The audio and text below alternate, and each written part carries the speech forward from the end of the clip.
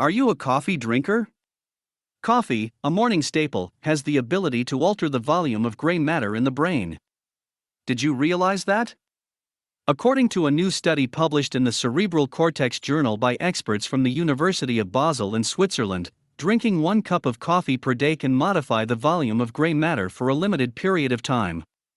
The study also reveals that this amount of coffee has no effect on sleep quality, which contradicts popular assumption. Isn't it fascinating?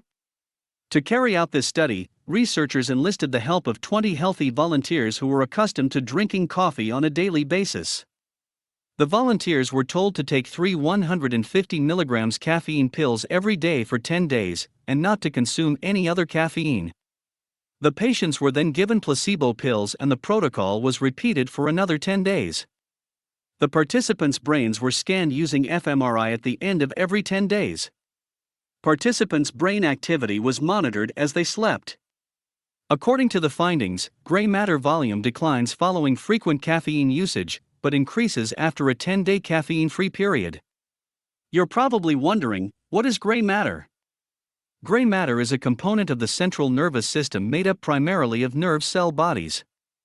Gray matter alterations were observed during the caffeine ingestion period in the study. The volume of gray matter was larger after a 10-day caffeine abstention, while taking a placebo, than during the intake period. The researchers did conclude, however, that these changes appear to be transient. Caffeine abstinence for only 10 days is adequate to reverse the effects. The volume of gray matter in the subjects' brains dramatically increased after this period. Gray matter changes were more visible in the right medial temporal lobe, which is linked to memory.